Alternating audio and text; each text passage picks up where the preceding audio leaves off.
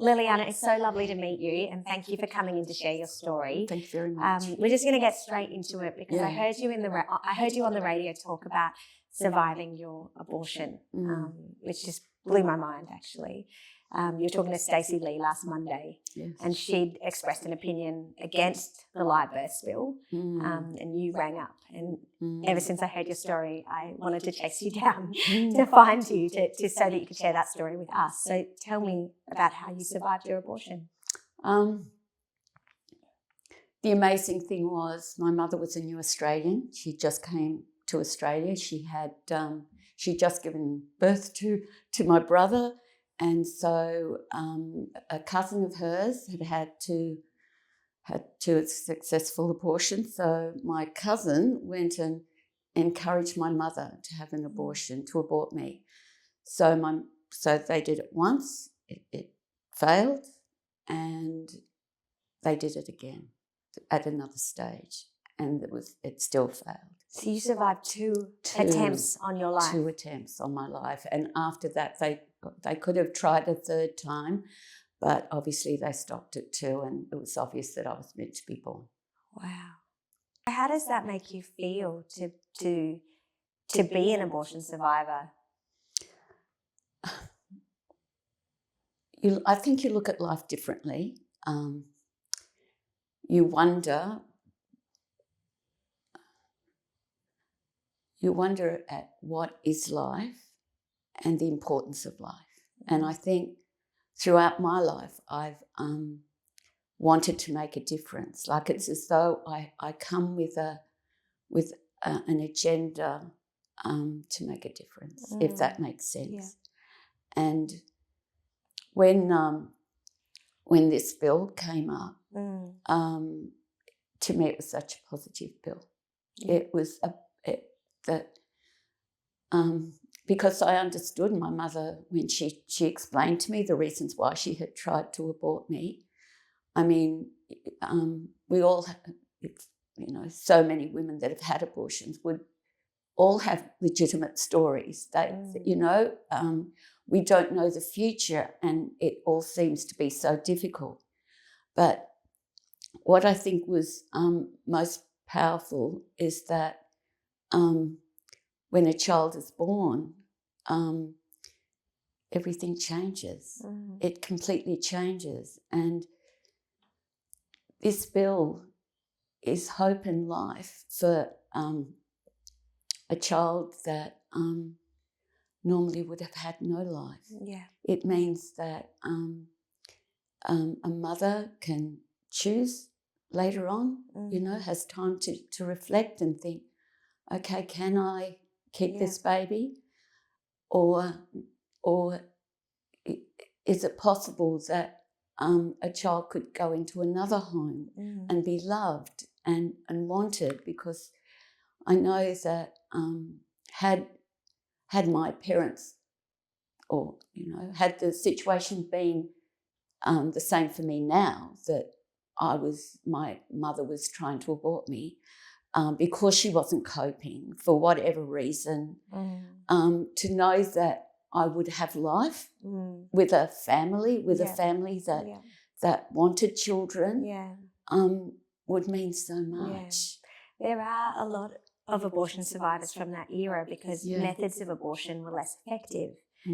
Now, if your mother wasn't coping and she'd gone in for the first abortion, then perhaps you had survived.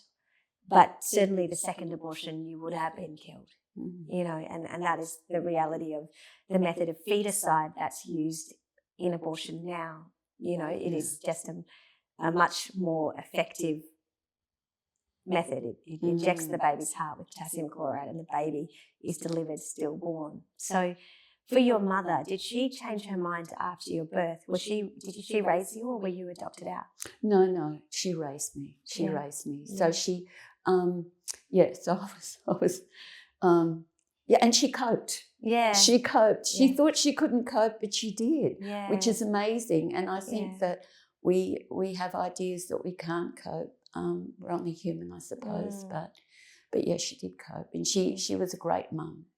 She I think she surprised herself at how Wow. adept she was Yeah. with so much, which seemed to be so much against her, you know. But she did. She coped amazingly. So Wow. yeah. I find that so beautiful that you could, as her daughter, say, you know that she went in for those abortions, but you have compassion and you understand that she would have been in the depths of despair. She would have been so low. Yeah. And you can turn around now and say, she raised me, she was a great mum, you know. And I think a lot of women do change their mind after abortion. There's a study that looks at women who've been turned away from abortion and they haven't been able to get it. And at the 5-year mark, the vast majority, I think the statistic is 98%, are happy that they had their baby. Yeah. Which is wonderful. Yeah. So when your mother told you that she had tried to end your life with those 2 abortions, what was that like as a conversation?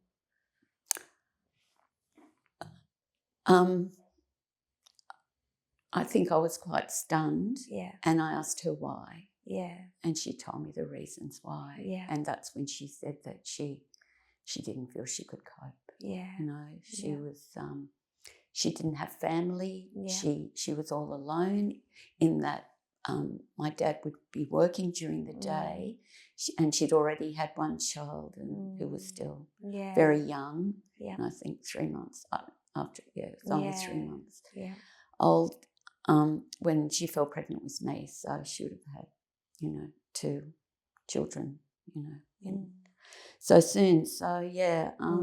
I think that's often the case, that it's a feeling of just great overwhelm. Yeah. And so, you know, I think we have great compassion for women in those circumstances, that that's what they feel. But I think for your mother, what would have been better for her than abortion? You know, like, what do you think society should have done in order to help a woman in that circumstance? What do you wish your mother could have had? Well, the amazing thing was that because they were living in a unit. Yeah. This is in Sydney, in Bondi, and she said the neighbour next door would come in and help her. Yeah, wow. Just gave it her time. She said, I don't think I would have coped without having that kind lady just coming in. So life has a way of just blessing you by people coming into your life, seeing that you're struggling, and then, you know, lending a helping hand. But we don't see those things. We don't realise that people have got good hearts, you know, to be there. Do you think in the end your mum was glad you survived? I think so, yes. I do. Yeah. Okay. Is there anything else you would like to share with people? Anything about abortion methods, your experiences, anything else you'd like to tell us? I think because of surviving an abortion, I look at abortion. I have looked at abortion and what exactly happens in utero at various points. And I find it really quite brutal. I don't know what method my mother tried to use when she tried to abort me, but I know that the methods they're using today without anaesthetic, and it's been found that